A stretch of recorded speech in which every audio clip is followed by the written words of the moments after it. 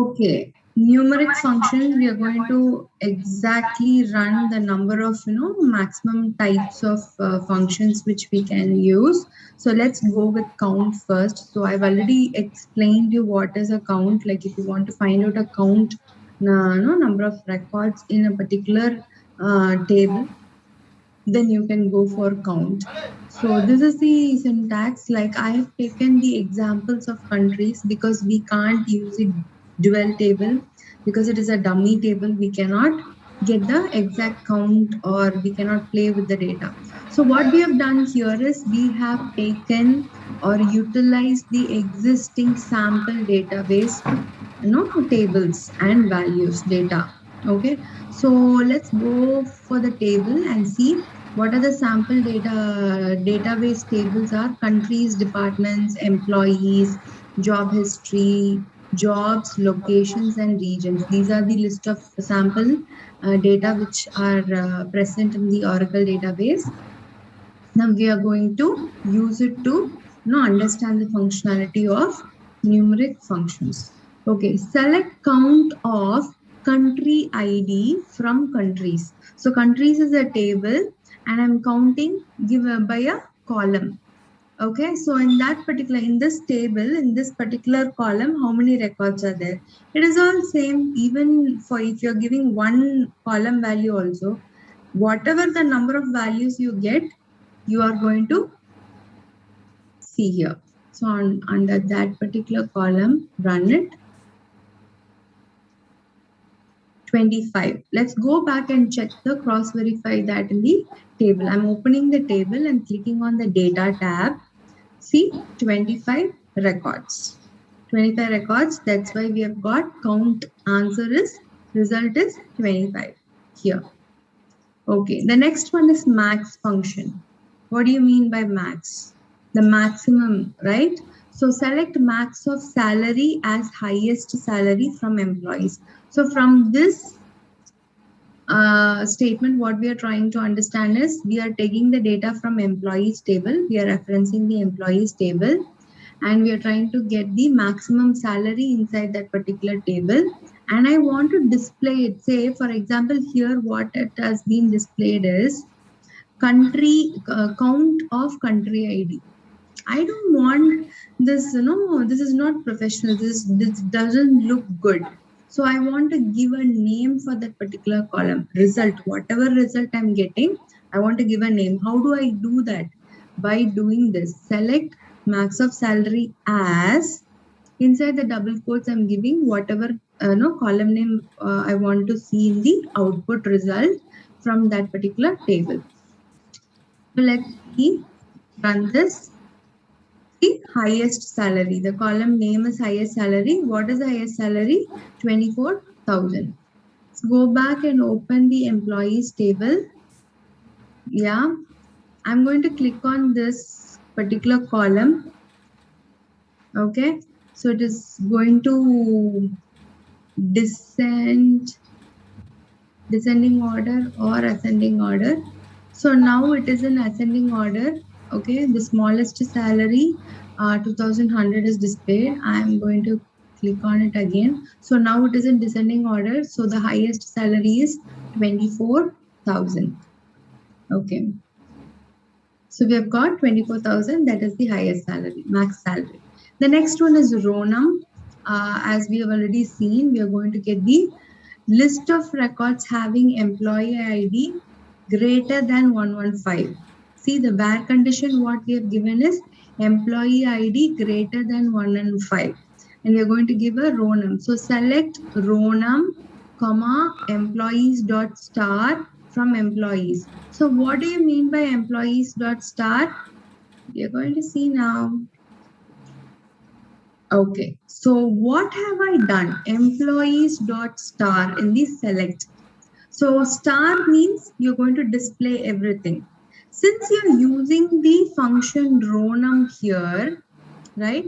Row num is a function which you're using. Select row num, that is you're trying to add one more particular column at the beginning to have the 1, 2, 3 serial numbers, row numbers, and then you want all the rest of the columns to be displayed. You want all the columns, then you give the table name employees dot star. Okay, so that's how you get the list of all the columns here. So the first is row num 1 to 3, and then you get the list of all the columns inside the table where employee ID is greater than 115. Okay, so I'm going to scroll down here and check totally how many number of records we had.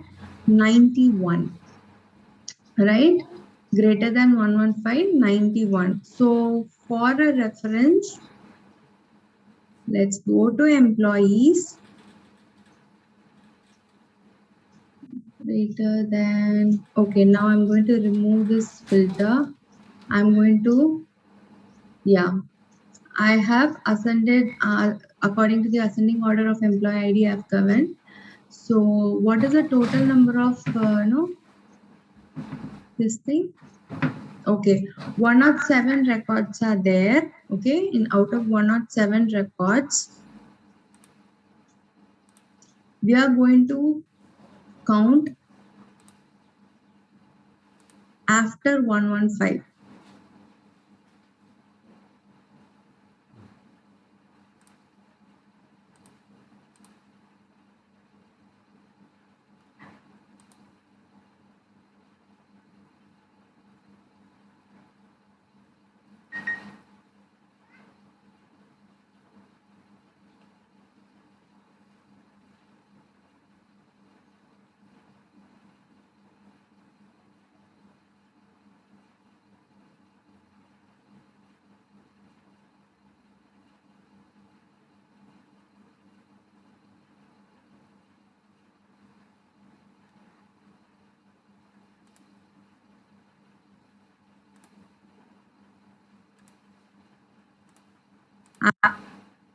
After the 16th record. Okay, so after the 16th record, from 17th record actually we are calculating. So we have got only 91. So out of 107, from 16th record we are counting, that's why we've got 91 records in the output. Okay, the next one, sum. We have already seen max, sum and all are simple. Let's run this. Let's see whether it is summing up. So select sum of what is that you want to sum. You want to sum the salary as total salary for employees where salary is greater than 10,000. So you're selecting a set of records, the people who are actually having salary as greater than 10,000, and you're just summing up all the high paid greater than 10,000 people alone, and then you're displaying here. So this is the result of total salary summed up for the employees who are getting salary as greater than 10,000. Okay, so the result is this. I have already checked it manually. I have edited it and kept for reference purpose. So we've got the same thing, 2000016. The next one is also I've given the results. Okay, so what we are trying to do is sum with distinct. Okay, distinct. What is this distinct? Distinct is nothing but if you have no repetitions or redundant values inside a particular column which we are selecting, then it will actually take the unique values of the salary and then sum it up. For example, the same where condition salary is greater than 10,000. So it will select certain set of records, the people who are actually getting salary greater than 10,000.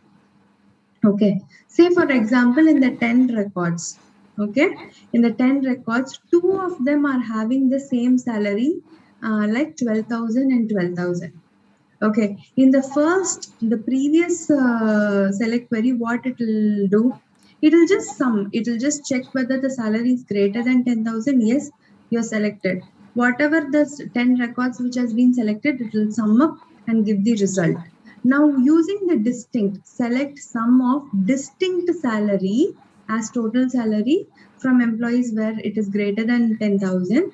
What it does, it will select the unique values of salary greater than 10,000 and then sum it up and display us. Okay, so if there are two records having 12,000, 12,000, then it will consider only one. Means the uniqueness, these are repetitive, right? If there are four records having like 15,000, then it will take only one 15,000. Okay, it will just eliminate the duplicate entries of 15,000 and then sum up only the unique values, means distinct values, and give us the result. So this is the result. So let's run it. So for an example purpose, I'm giving simple examples, but in real time these would help you in a major way. Okay, understand that.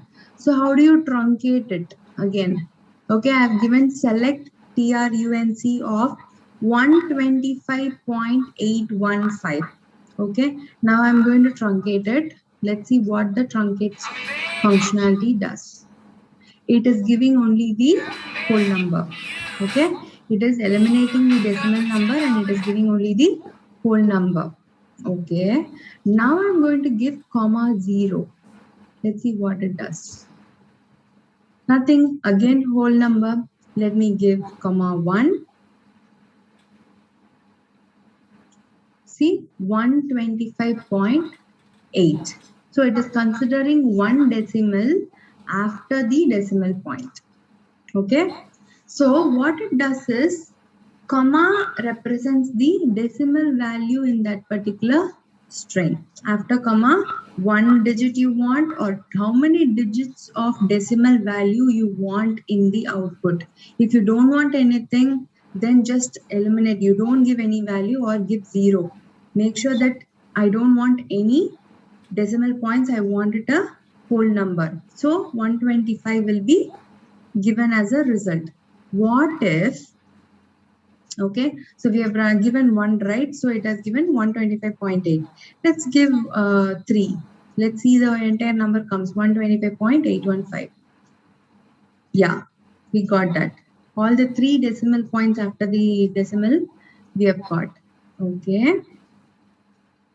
What if I'm giving minus 125.815 comma 2? If it is a negative number, does it work on the negative number? Yes, it works on both positive and negative numbers. Let's give a negative value for the decimal. Okay. So far we have given selected how many digits, right? Whether 1 digit or 2 digit you want after the decimal point. Let's give negative values. Yeah, this one reacts in a different way.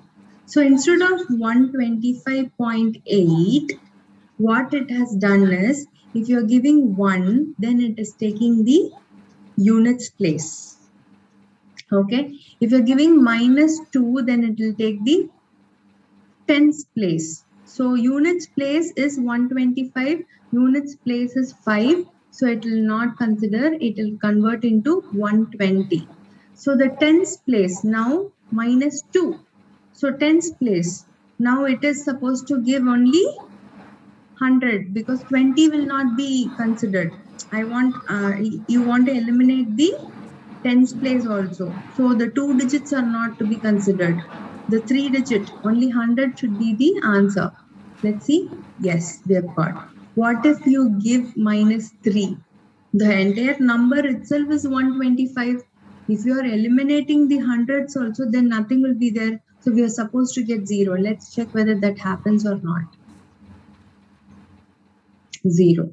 See, so minus 1 is units place, minus 2 is tens place, and minus 3 is hundreds. So this is how you truncate a numeric value. So if you see in these examples, none of the values were given in the single quotes because only the string values are given in the single quotes. These are numeric functions. So directly you give the value 1 or 2 after the decimal point, it will consider the digits. If you give minus, then it goes to units, tens, and hundreds for truncate. So that is all about the given example which we have seen under numeric.